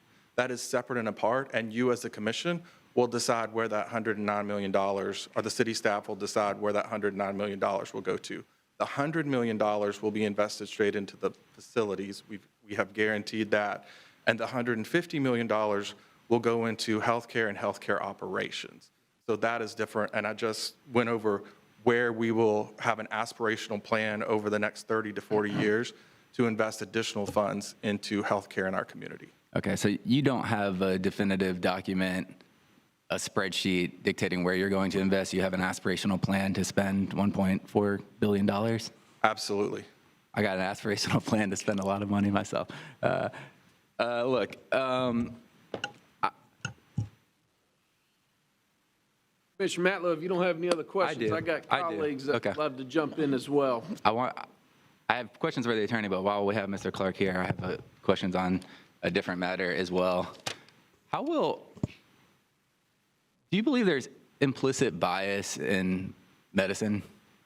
That's not for Vice President Clark to answer right there. That's an unfair question to ask the Vice President, and thank you. You can take your seat. Mr. Mayor, to be fair, a lot of community You have members. a statement Mr. Mayor, that you Mr. would Mayor, like to make I on do. behalf of yourself about bias in medicine or whatnot, but the Vice President of Finance for Florida State, that is not the question for him to answer. I'm going to call you out of order on that one if we have to keep moving forward. Commissioner Matlow. Mr. Mayor, many public speakers address the disparities in healthcare and express concern of transferring our locally controlled and owned hospital to a state institution that has explicitly banned anything and all things related to DEI. There's even legislation coming towards that means to our city. We know specifically at FSU, they had to remove phrases, even concerning Black people from websites. So I think how their hospital will operate within the bounds of the law and what they're mandated by the state, I think FSU is best equipped to answer this. When we asked President McCullough at the last meeting if there would be state interference, he said he hadn't seen so. So I think when we look at implicit bias in healthcare, when we look at disparities, Black infant mortalities in healthcare, of things we would like to see addressed in our community, I do think it's appropriate to know if we sell this hospital, are we limiting our local ability to do just that? So, but I'll move on.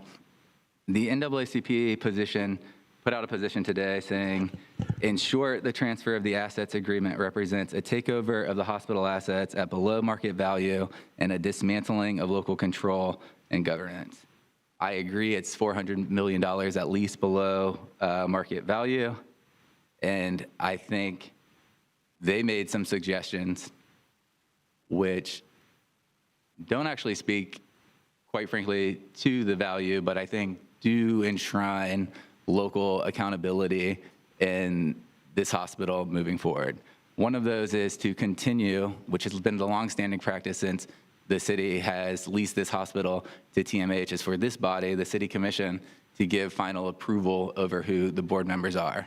We currently do that with a majority of vote, and it has been a routine, flawless process for many, many years. They go a step further in requiring it would take 4 of 5 city commissioners to reject an appointment. So that, gives leeway to it, not just a slim majority could reject it, but if this body, a supermajority of this body wanted to reject a candidate that might be dangerous to medicine, that might be peddling anti-vaccine narratives that we hear from the state government, we would still have the ability to step in and make sure our local hospital is consistent with what our community wants to see represented. They also represented the charity care policy, changing the language about non-elective medicine and sticking to what is in the current agreement. No patient will be denied urgent or emergency care due to inability to pay. I heard from our attorneys that they believe that is included. I don't see any harm in adding that language if it's already included to make it more clear in this agreement. And then they recommended adding a provision to transfer assets agreements that clearly states that the city is not responsible for funds owed on the $414 million bond issues, assigns debt to either FSU or TMH as responsible for those funds. Now, I don't believe the state should own this hospital. I don't believe that we should get less than $500 million for it if we do sell it. But I do believe in finding compromise amongst a collegial body and figuring out how we can put in safeguards to move our community forward together. I think these are common sense things that we could do and that I could agree to and move forward with if that's the will of this commission, even though I still have deep, deep distrust in selling this to the state government. Thank you, Mr. Mayor. So I'm going to jump in with a few comments myself, and I hear you loud and clear, Commissioner Matlow. I see a lot of your comments as being obstructionist, and I don't know if we will ever get to a point that you can agree, but I hope you can join us on that front. I first want to start off by thanking Mark O'Brien and TMH for the incredible care that you all have provided under your leadership here in Tallahassee. Mark, thank you very much. I want to thank President McCullough and the leadership of Florida State University with providing the vision of how we move forward in this community. And quite frankly, I want to thank Reese Goat, our city manager, our city attorney, our treasurer clerk. But under Reese's leadership of getting us to this point, it has been a very challenging year. And without the leadership from all the different institutions, we would not be here. I also want to take a second to acknowledge the attorneys that have played a significant role and how much we appreciate that. But as I reflect on today and this issue before us, this truly is a historic day in Tallahassee. And this is one of the most important decisions that we will make for the future of healthcare in Tallahassee and across North Florida. Our job as a commission is not only to look at where we are today, but where we as a community need to be 5 years from now, 10 years from now, 20 years from now, 50 years from now. This is about the long-term health of our community. TMH has served our community well for decades. Healthcare is changing rapidly, and communities across the country are aligning their hospitals with major academic medical centers. This is not a new concept. By partnering with Florida State University, we position Tallahassee to become a true academic healthcare hub for this region. This is what we were elected to do, and I can say on a personal note, out of the 20 years that I have served in elected office, this will probably be the most important, if not one of the most important votes that I will take, one of the most important decisions as an elected official that we can take in our careers. FSU brings resources to the city of Tallahassee and brings resources that the city and TMH, quite frankly, cannot provide.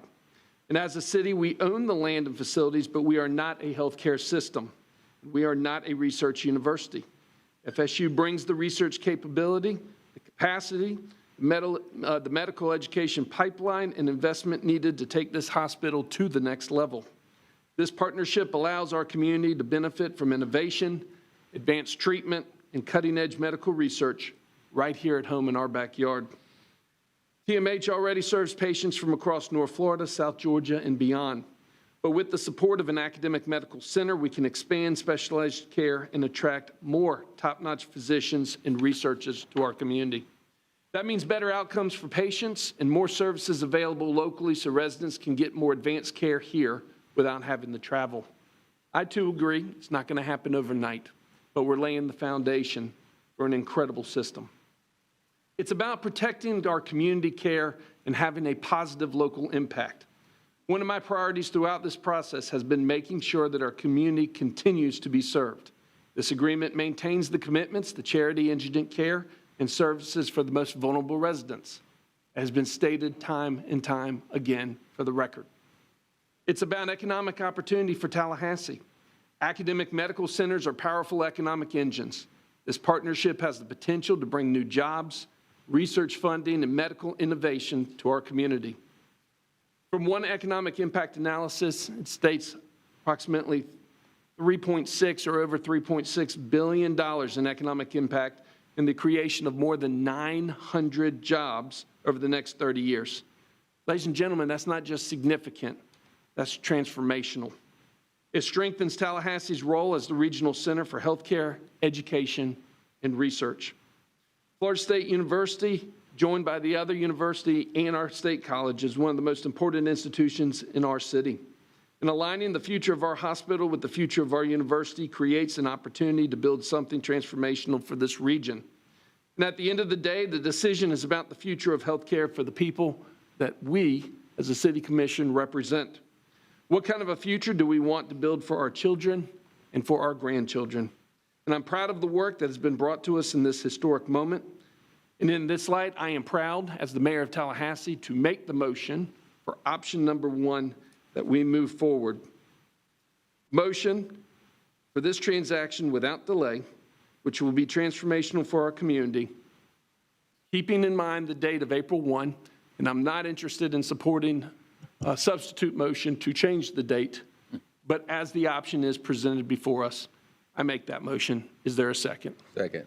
Seconded by the Mayor Pro Tem.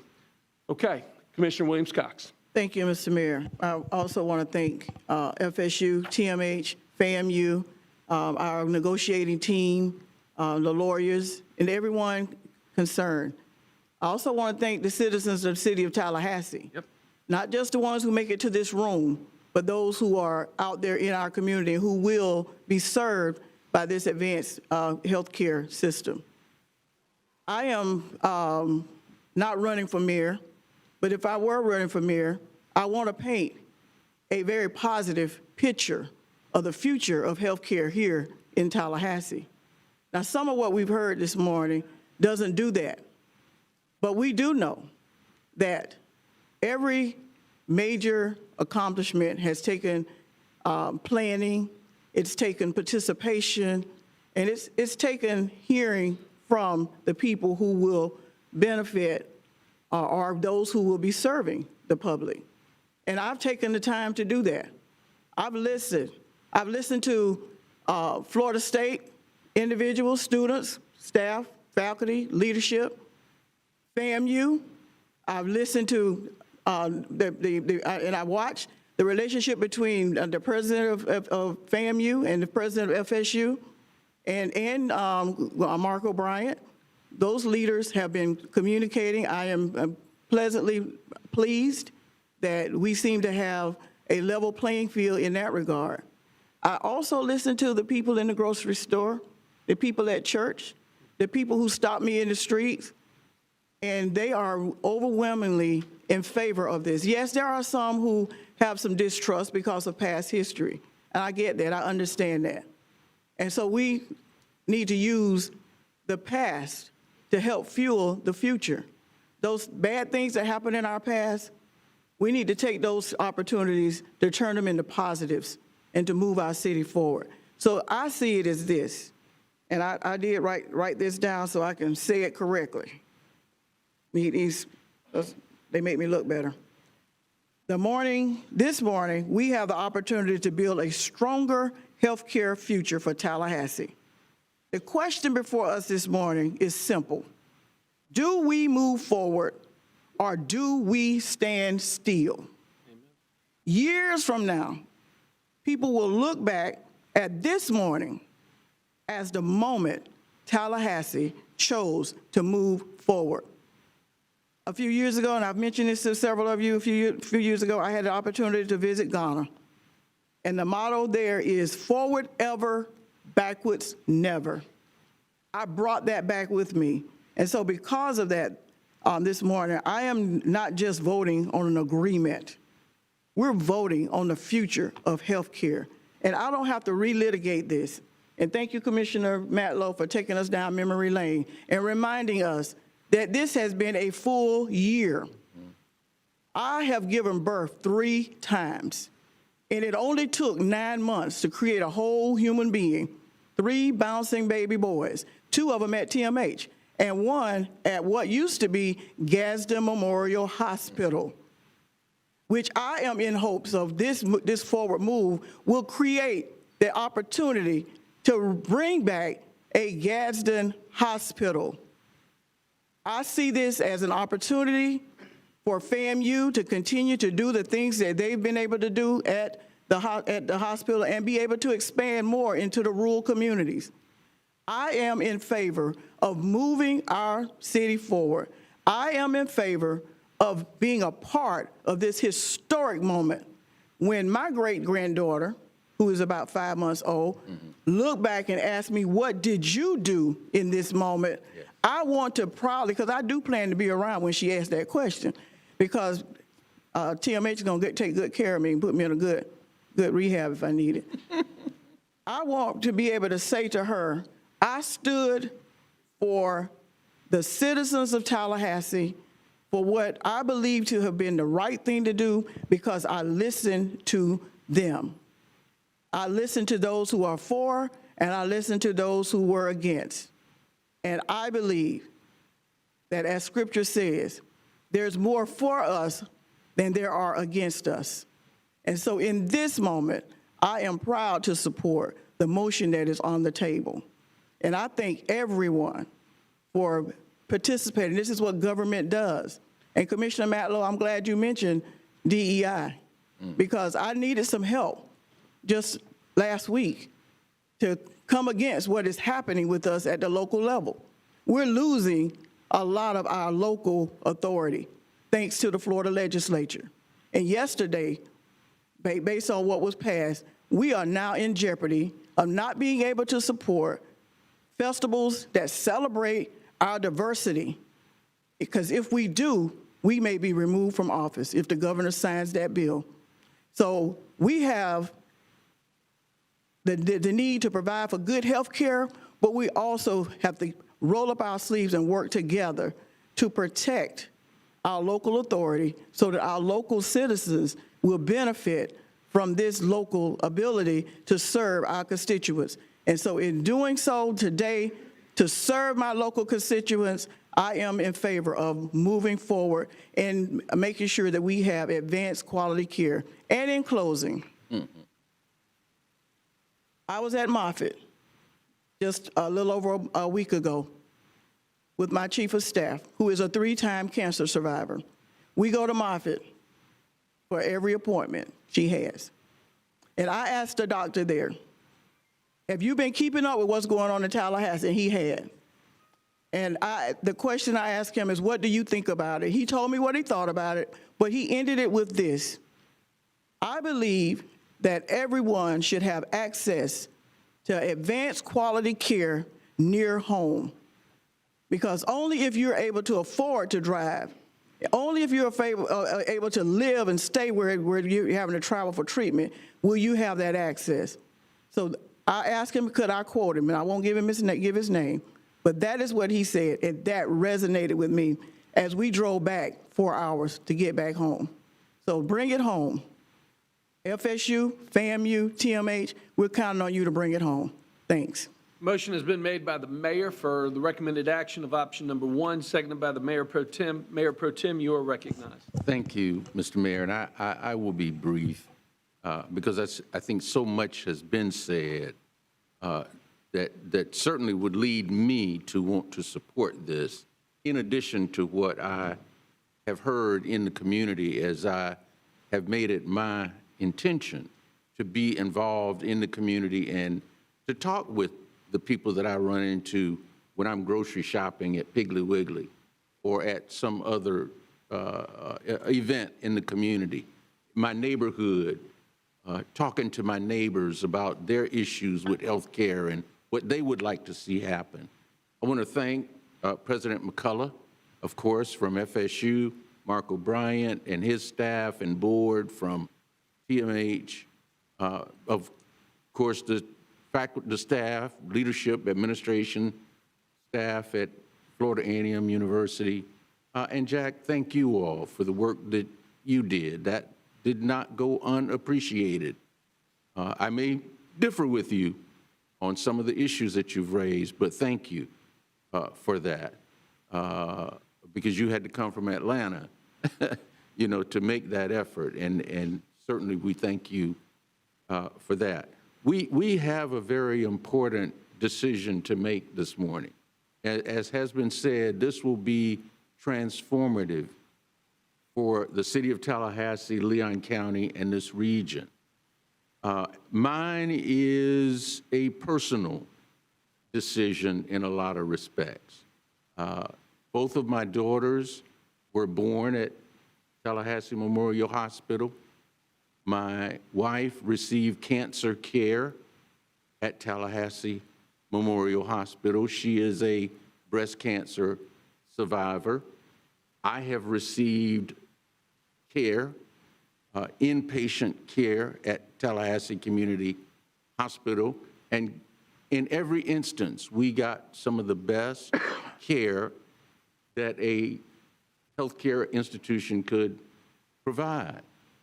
But we need to make sure that every single person in this community, in this region, who may not be able to afford the kind of health care that we were able to afford, has that opportunity.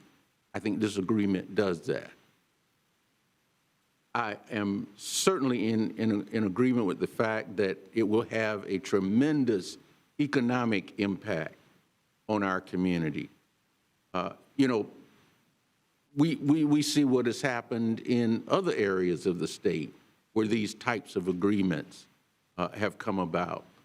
It has been tremendous in terms of the jobs that have been created, the economic impact that it's had. You know, one of the things that we have to also consider are the healthcare disparities that exist. African Americans, in a lot of instances, tend to be disproportionately impacted by issues like high blood pressure, which I have and have had for 30 years now, sickle cell anemia, and other issues that disproportionately impact the African American community. And we have an opportunity to, through the research and bringing in healthcare professionals to this community, to address those very issues.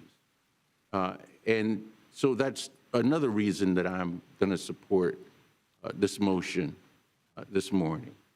We have an opportunity. I want my daughters to look back, if they choose to come back to Tallahassee or this region after their service in the military, to be able to look back on what we've done and the progress that we've been able to make and say, you know what, my daddy was a part of that. He cast one of the votes that put us where we are now, years later, improving the quality of health care that we have here in this community for all citizens of this community, of this region. And so, you know, I understand, you know, that there are some people that may not agree with where we are, how we got to where we are, the timeline that it took to get to where we are. But there were other instances, Shands in Gainesville, USF in Tampa, Moffitt. They had to start somewhere. And I'm sure that there were questions raised even in those instances about where that process was going and how it was going to impact healthcare in those areas as well, and the other issues that we've talked about. So we had to start somewhere, Commissioner. Thank you for that notion that we had to start somewhere. And I think we've laid a great foundation for improving health care for all of our citizens in this region. And today, again, will be a day that I will be proud of for the rest of my life, having had an opportunity to be a part of that. Thank you, Mr. Mayor. Commissioner Porter. Thank you, Mr. Mayor. Frankly, I don't even really think we're having the same conversation, because I don't disagree with anything anyone has said, including my colleagues, about wanting better health care, supporting an academic medical center, being grateful for the partnership between FSU and TMH and the city, the momentous opportunity that we have before us, that is precisely why it is so important that we get this right. That is what we are debating, not whether we move forward at all, not whether we want an academic medical center, not whether there are benefits. That is not in debate, I don't think, for anyone. People today have said, we're so proud of what's before us. I don't know what's before us. I haven't seen it. To date, there's been no appraisal, no plan, no discussion of alternative models for a partnership that don't involve a sale, no willingness of the majority to compromise. I believe this could have been a 5-0 vote. I fully believe that. But about a year ago, multiple no votes on an appraisal per our own policy, which I might add, I'm not sure would have ever even come to our attention had I not brought it up. It wasn't mentioned by our staff, by our city manager. Misleading language in our agenda items, saying things like people will soon no longer have to travel. I think we all know by now that will never be the case in Tallahassee. I hope that it is the case for the majority of people. I certainly hope that. Not only have I had to travel for healthcare, I have given rides to people who have had to travel for their healthcare. That is an unfortunate reality that this community may always face. And I'll tell you, there are people I know who live in New York City who fly to get treatment at Emory. It is not just big people living in big cities that don't have to travel. I lived in Miami, and I had to travel to New York City to treat my epilepsy and see a specialist there. So that is just a reality of our healthcare system. We want to talk about expanding Medicare for all. If we want to talk really about what it takes to take care of our indigent populations so that everyone has healthcare as a guaranteed right, we can have that conversation. As you know, that's not something we can do ourselves. But, you know, this is not some silver bullet that's going to fix all of Tallahassee's problems or all of our problems in accessing healthcare. Now, I know that that's not how this is being presented, but we need to be realistic about the conversation that we're having. Even in our agenda materials today, language like FSU and TMH asked for this transfer of assets. I know that's not true. I think everyone in this room knows that's not where we were a year ago. This did not come as a joint venture between FSU and TMH that we move forward the way we're proposing to move forward today. The mayor talked about laying a foundation. I totally agree. The foundation is the most important part of any structure to build. We are setting ourselves up. This is a terrible foundation. I want to reiterate, none of the definitive agreements have been signed. None. I read in the news yesterday, from TMH, we are not weeks away, we are months away. So while I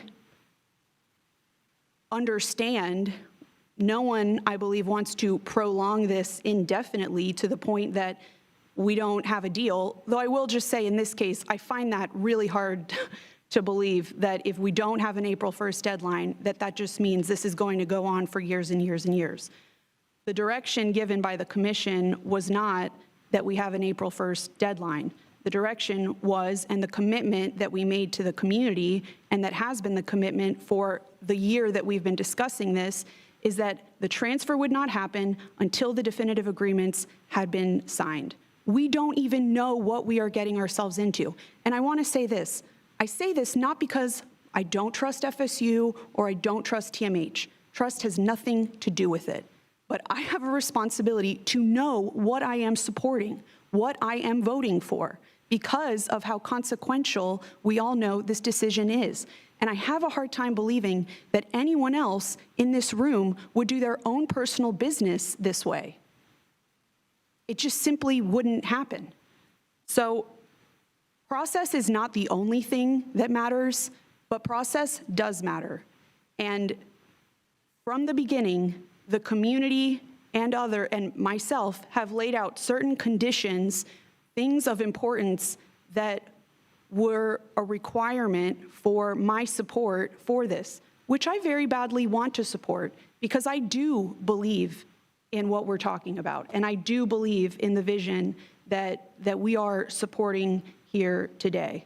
But from the beginning, the majority made it impossible for this to be a 5-0 vote with the refusal to get an appraisal. And that just, I think from the get, set us up for failure as far as how we're going to communicate this to the community so that they have trust in what we're doing here. I hope and believe that this will be a net positive for this community. I very much believe that, but I have a lot of concerns. I don't think we have listened to the community, frankly. That's not my view. I think we've been hearing a very consistent message actually from the beginning.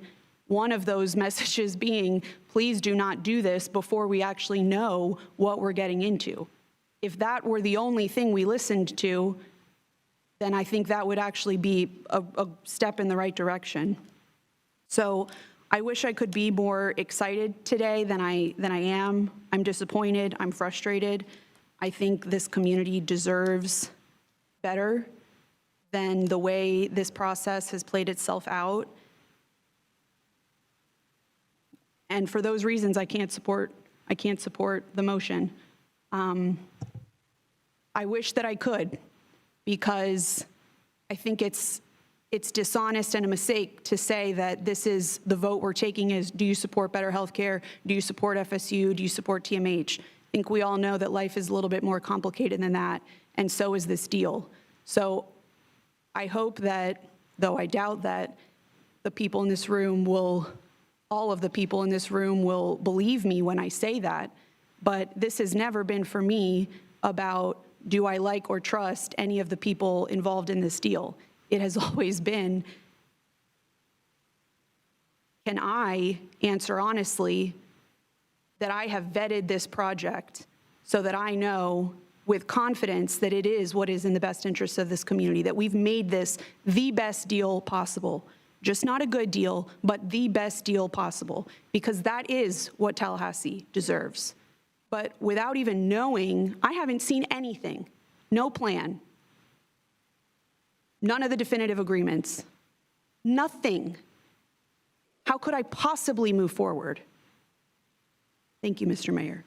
I have made the motion for option number one, the recommended action before us today on this historic meeting. It has been seconded by the Mayor Pro Tem. Commissioner Matlow, you are recognized.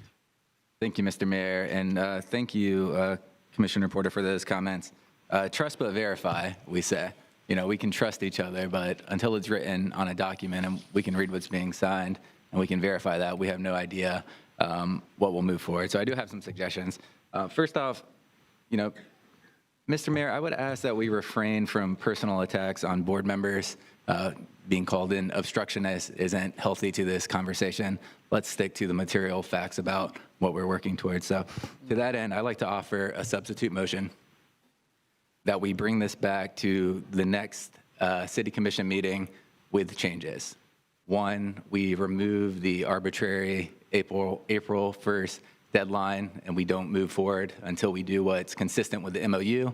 We have definitive agreements between TMH and FSU, so we actually know what we were supporting. Two, that we add to the articles of governance that all board members from both FSU and TMH come before the City of Tallahassee Commission for approval, and a director would need receive 4 votes in their opposition to be denied appointment. Let's add the language, no patient will be denied urgent or emergency care due to inability to pay in our definition in the charity care policy, and then add a provision to the transfer of assets agreements that clearly states that the city is not responsible for funds owed on the $414 million bond issue and assigns that debt to either FSU or TMH as responsible for those funds. If we adopt these, we move forward. We have a definitive agreement. Hold on just a second, Commissioner Matlow. Let's get a second to the motion first to put us in the proper position. Is there a second? I will second it. I'd like to offer an amendment. There is a second to the substitute motion. Commissioner Matlow has the floor. Then I will come to you, Commissioner Porter, for a amendment to the substitute. And if we move forward with these, I believe, common sense compromises, we can ensure that we have an academic medical center as envisioned by this community over the last year. We can ensure that the city of Tallahassee makes sure the board structure becomes what has been represented to this body and our community over the past year. We can make sure that the charity care policy language is as strong as it can be. There's no harm, no foul there. It just adds additional language that we all agree is already included, and it makes sure we're not liable for any debt going forward. None of those slow down the aspirational goals that we heard earlier, and then making sure that we have the ability to reject a board member with a supermajority, I think, is crucial. And trust. The question is, do we trust the city? Do we trust our elected officials to protect us from board members that may want to take this hospital in a different direction? Because that is the biggest hurdle that we have heard from our community. The money matters to me. The board structures matter to me. But what people are really concerned about is the state's encroachment into complete control of this hospital. This is a simple backstop. If a majority, a supermajority of this board doesn't want somebody, that should mean something, and it shouldn't derail. Frankly, nobody should be appointed to these boards that would receive a supermajority rejection from these boards. They're common sense, they're fail-safes, and they're still purchasing the hospital at pennies on the dollar. I think this is a fair compromise, and I offer it today. Thank you, Mr. Mayor.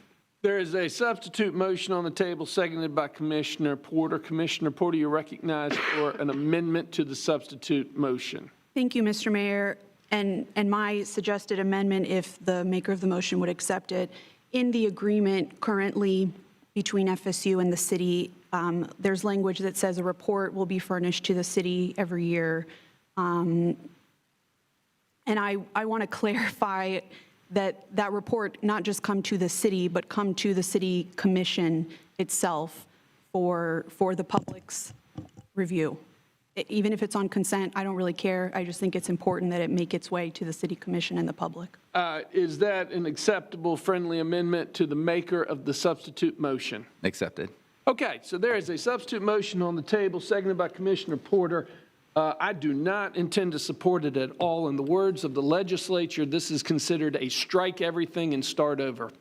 Basically, what is being proposed is forget the year of negotiations between all parties, forget the legal opinions from the experts that have been working on this on behalf of this community, forget the university community's input.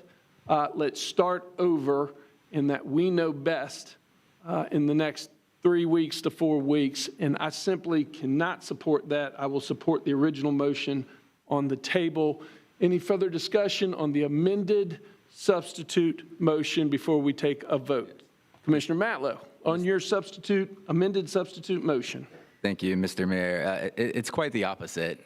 What the substitute motion does, it enshrines the work of the last year and makes sure it's included in definitive documents.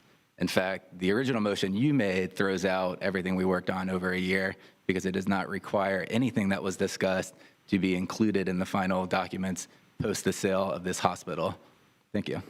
I don't think there's anything that I can say at this point that would help you understand the proposed recommended action before us between Florida State, City of Tallahassee, TMH, and the legal opinion. So let's go ahead and vote on the amended substitute motion. All those in favor signify by saying aye. Aye. All those opposed? Aye. Aye. And the motion fails 2-3 with the mayor pro tem, and Commissioner Williams-Cox in dissent. We are back on the original motion made by the mayor, seconded by the mayor pro tem. All those in favor of the original option number 1 as proposed signify by saying aye. Aye. Aye. All those opposed? Nay. And it passes 3-2 with Commissioner Matlow and Commissioner Porter in dissent. With nothing more before us at this workshop, we are adjourned until 3 o'clock for the City Commission meeting.